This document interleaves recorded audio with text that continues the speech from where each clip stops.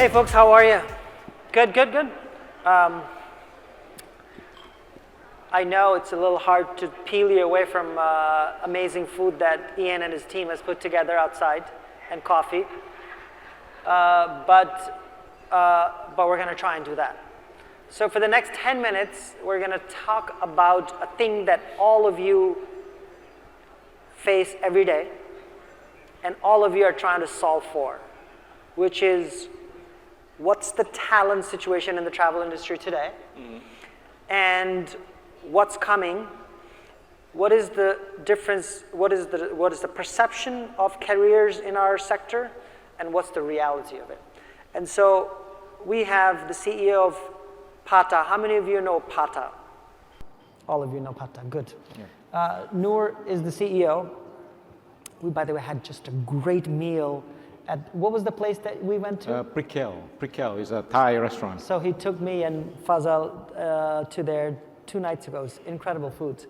Pata came out with a report recently on sort of the evolving talent landscape in Asia and what needs to be done. So I know you didn't call it looming talent crisis, but we're calling it a looming talent crisis in this industry. Post-COVID, pre-COVID, pre-COVID, post-COVID, what happened? Okay, firstly, Rafat, thank you for having Pata and me in this session, and also welcome to Bangkok. I think that's important for all our hospitality members to welcome Skift here. Is his microphone echoing? Yep. Okay, can we fix that, please? Okay. So I think all of us are excited to have Skift here in Bangkok, and I think to the question that you asked, especially during the pandemic, we saw the great resonations of people from the travel and tourism industry. So in various issues, various reasons, tourism industry is the first to close. Right. When pandemic happened, you can't meet, you can't interact, and in fact, in particular in Asia, this is the industry that is last to reopen. So that's how you get people fed up with the industry. A lot of layoff. During the pandemic, some destinations even open like 2020, early 2023. Wow. So that's how it impacted the travel and tourism in this region.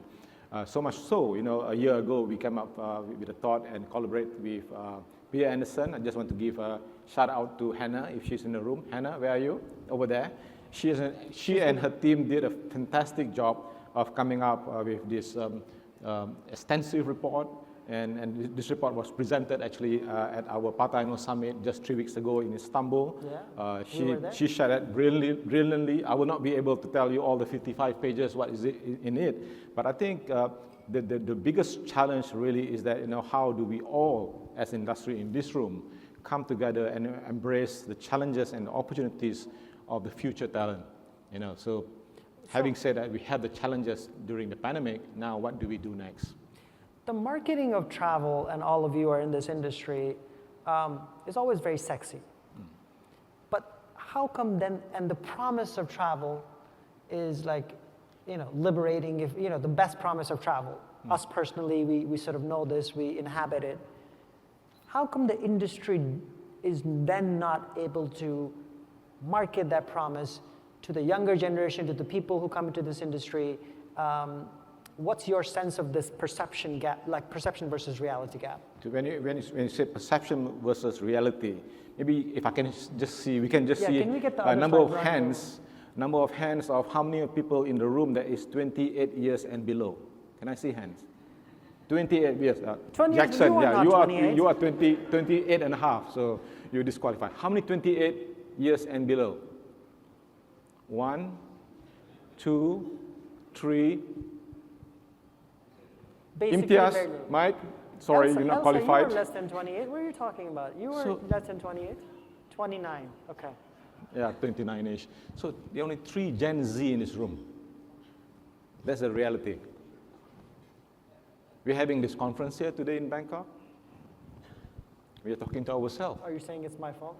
No, all jointly. I could have helped you to bring, but to me, this is some of the reality. In fact, from the report, I think if I can highlight one of the interesting things is that the top 10, number one, in fact, the challenge that we have in getting especially the Gen Z coming in is the mismatch. The mismatch between the government, the public sector, the private sector, the industry themselves, and the youth. And when they did the survey, interesting to note that about 40% of the Gen Z or the youth are saying that after their graduation from universities, they are workforce ready. But when they interviewed the industry said 37% of the industry said those graduates are not ready. So what they're being taught is not what the reality is today. So which this is why is the Minor mismatch. created their own education institute to basically, you have to start Correct. your own thing so that you can basically make them ready. It's, by the way, on which floor is it? Third floor, so all the students that come out here. Travel is competing against industries like finance and tech, which pay a lot more. What is your sense of sort of the pay gap? Because a lot of, the whole concept of people, and when you talk to people in the hospitality industry, you talk to them, I've been at this company for 30 years. Like a lot of it is, I started here, now I'm here. The younger generation does not want that anymore. And so how do you sort of show them a fast track career? And I don't know if fast track is the right word, but like how do you show them a path from this place to that place in a relatively short time, not 30 years? Okay, I think a bit on to be a bit general, overall I think we all know that tourism industry is not paying people highly. Yeah. And I think if I can go back to the report that we published, which you can scan and download later on, we found out that the employers, especially from the tourism industry, are saying that the top 3 items that they will provide to lure the younger generation to be part of their industry is, number 1 is that they will be able to give flexi working hours. They will ensure that the organization is DEI compliance, sustainability and so forth. But then when the research is done to the Gen Z, they are talking about, I want a livable wage. So livable wage is number 1 on their agenda. And are we not paying them enough? So I think we cannot make it so general, because I think there are some corporations out there who are paying a lot to bring in the younger generation. Pata is a good example. I'm saying this not because I'm on stage, but the truth is that we have about 45% of our team are all coming from that younger generation. We purposely recruit only fresh graduates, and then we want them to be part of the industry. So we have a lot of programs, the youth and so forth. But the challenge is still there. The travel and tourism industry still encompasses about 60% of SMEs and micro companies. Yeah. How could they pay new staff high salary? And then this is the most important issue. The biggest issue. So from that research also, we saw that a lot of countries in Asia now, the government, the public sector are now embracing this issue, and they have come up with policy of minimum wage in tourism, which I think this is something that's really good. And of course, it's very hard to some of the private sectors, but I think we all need to work together in that.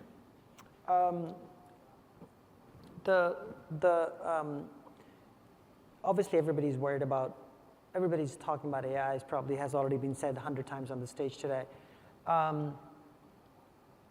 What's the reality of the types of jobs that will go, and what do you think is the industry, everybody says it's going to augment, but the reality is if you talk to the CEOs and business owners, they say we're going to stop hiring, or we're going to be able to cut costs.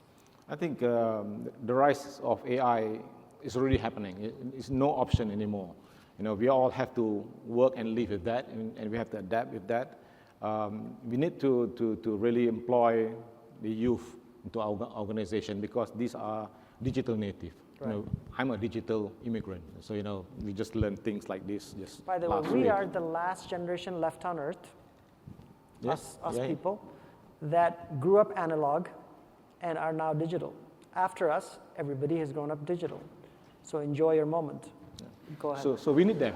So that's, the point is that we really need them to be part of our organization, because these are people that not only their lifestyle is, but their adaptability to all this technology, digital digitalization and so forth are already there. So we don't have to teach our young staff how to do AI.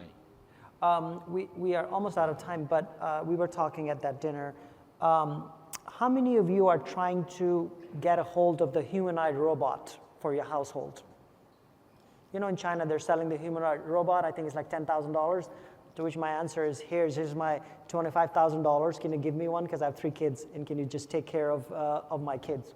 But humanoid, I'm making a joke, but the reality is that this humanoid robots, this is the word that the industry uses, that tech industry uses, are basically robots that are lifelike, humanoid as in they're shaped like humans, and that the cost is coming down dramatically fast. And they will be in our households. They probably already are in China. As you know, China lives in the future. They have waiter robots in China and also a lot of countries in Asia, in all the restaurants. Yeah. So America, we just figured out how to put chips in our credit cards, by the way. Oh, okay, only in the last 5 years. That sounds very ancient. But you guys are already living in the future. We have a whole conference that we want to do on the future of talent in the travel industry. And we've been talking about it for the last year. And this 10 minutes does no justice to all the challenges that are there.